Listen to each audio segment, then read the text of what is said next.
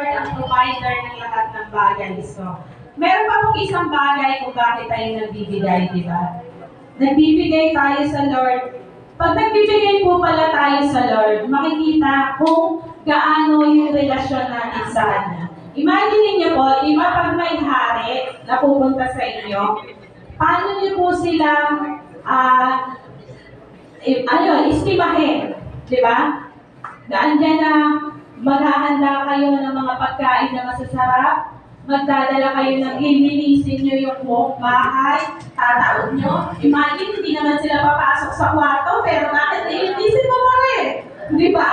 So, kasi nga hari siya. So, ganon, kasi yung relasyon, makikita natin, di ba? So, pag pala tayo nagbibigay sa Lord, at ang ibibigay natin is yung hindi naaayon doon sa, alam naman natin kasi ang lahat po ng bagay, ikaw at ang Diyos lang ang nakakaalam. So pag sinabi po ng Lord na pupunta siya or pumunta ka sa altar, magbigay ka, magkaloob ka, yung relasyon po pala depende. So kung maliit po yung bibigay natin sa Kanya, baka kasi ang tingin natin sa Lord ay hindi hari. Hindi special. Yan, napakagaling talaga natin. Hindi special, di ba? So, makikita po yan sa pagbibigay natin. So, wala naman pong amount. Mo naman po na walang amount kami na nire-require. Ang nire-require po namin na mga humaharap dito sa challenge po para magbigay po tayo. Hindi po para yung magbigay ng masakit sa kalooban. Ano po? Magbigay tayo ng bukal sa ating puso. So sabi nga yan kanina, sino po ba yung mga nag-work? Taas nga kami ng mga nag-work. Yan. Yung mga nasa bahay lang.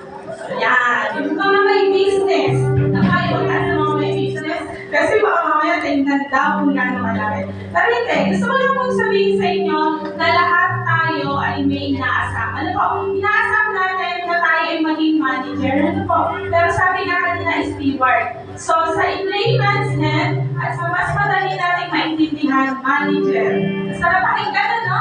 Manager ako. Manager po tayo. Tayo po lahat manager ng mga finances natin. So, dapat po alam natin kung paano i-manage yung mga finances natin. Sabi nga dyan, yung mga nanay, may bago daw pong ilalagay sa posisyon. Ano po yung ilalagay natin kapag occupation? Ano yan? Housewife. Pero ngayon daw po, dapat palang nilalagay natin ito. Household CEO.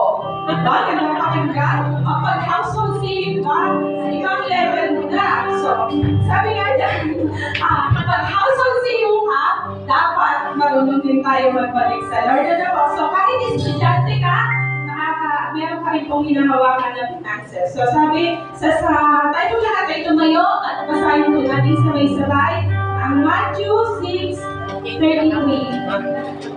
Ang sabi po dyan, basahin po natin. But seek His kingdom and His righteousness, and all these things will be given to you as well. So, pakinggan po natin mabuti ang sinabi niya, seek first. Unahin lagi ang Lord. So, sa pamamagitan ng ating mga finances, unahin natin ang Lord. Hindi tayo maguguto, hindi tayo magkakasakit. At ibibigay din kung makikita ng Lord na talagang mabuti kang anak, at mabuti kang nagkakaloob sa Kanya. Yung mga wants and desires natin, ibibigay niya. May bonus ka. Di ba? Yan ang tanda natin. May bonus tayo sa Lord. So, let us all pray. Pag-pray po natin ang ating mga kaloob. Di ba? Gawakin po natin. Bigyan po natin ang ating mga mata. And this is the moment na ipag-pray po natin yung mga finances natin.